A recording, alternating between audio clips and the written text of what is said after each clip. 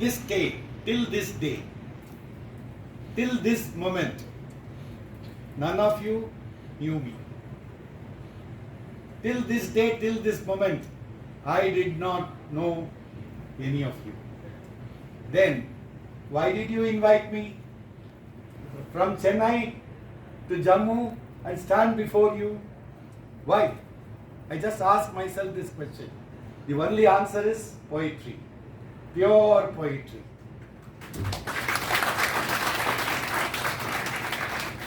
Whenever I read a classic, a poem, a novel, or a short story, I don't just see the papers or the print therein.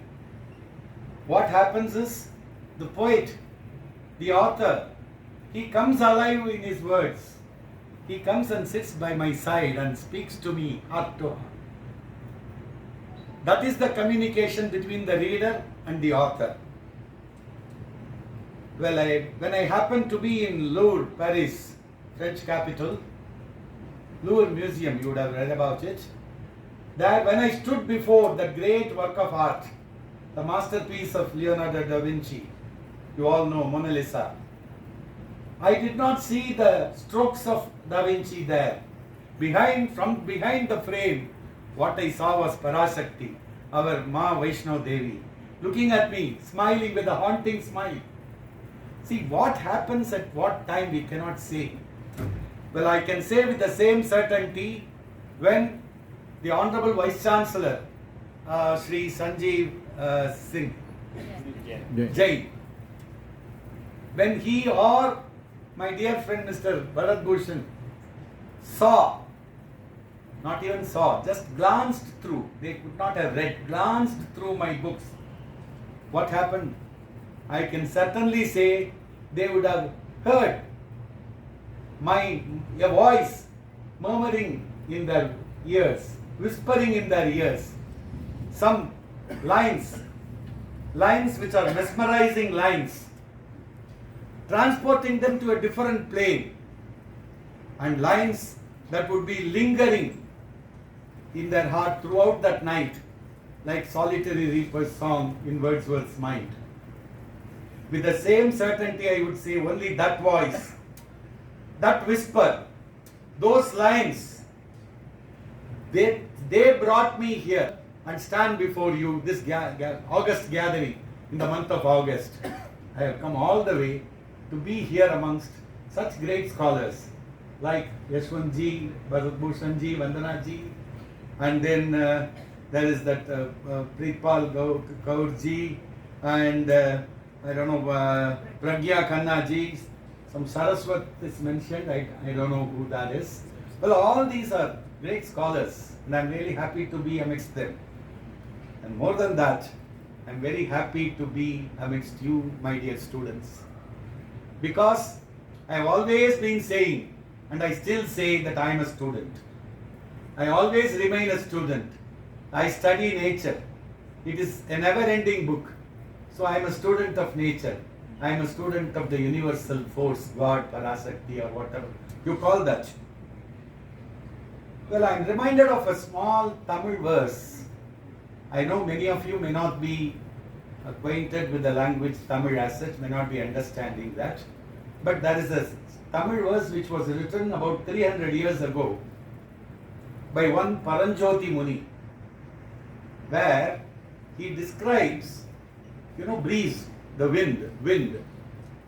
He says, wind, a mild breeze, it enters upon a lushful green garden. Then it enters into a pond where it caresses the lotus flowers.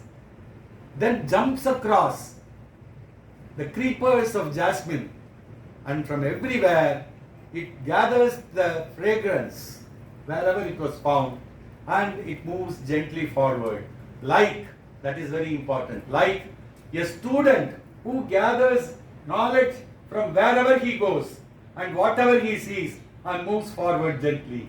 Like that student, the breeze moves forward. I am that breeze, I am student. I'll just recite that verse in Tamil itself. You would like to know that.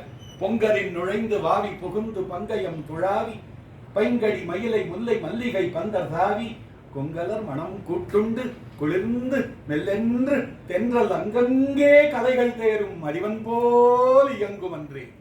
You don't need to understand the words. You can understand the spirit. It is onomatopic. Right? Right, man? And I will repeat the second line, which is very important. பைங்கடி மயிலை முல்லை மல்லிகை பந்தர் தாவி தாவி தாவி. It has transported me to the banks of river Tavi. Right? Well, that is poetry. Poetry is magic. It is not mere logic. Poetry is magic. It transports you to a different plane. It breaks all the barriers. It breaks all the barriers. Language, religion, caste, community, geographical, all barriers. It unites people from Kanyakumari to Kashmir. It unites people not only on geographical scale, even in the cosmic scale. It unites everybody from Jivatma to Paramatma. From this not more than or less than 6 feet by 1.5 feet mortal frame to the ever-expanding universe, Brahm, that we call. Only to share this wonderful message, I am now standing before you. Let me wind up my speech with a verse that I wrote a few years ago, a brief verse in English. Taste the flame. Oh, taste the flame. Taste the flame of song in my heart. After that, tear me apart and find your reflection there. Both of us, like wind and air, can play this lovely game. Taste the flame. This fire cannot be extinguished. This fire cannot be extinguished. This eternal flame it is. A word, a sound, a flash. A word, a sound, a flash would do to rekindle this. Taste the flame. Here, there, and everywhere. It resounds with wonder. Don't you see the lightning? Oh, come and taste the thunder. Jai Hind.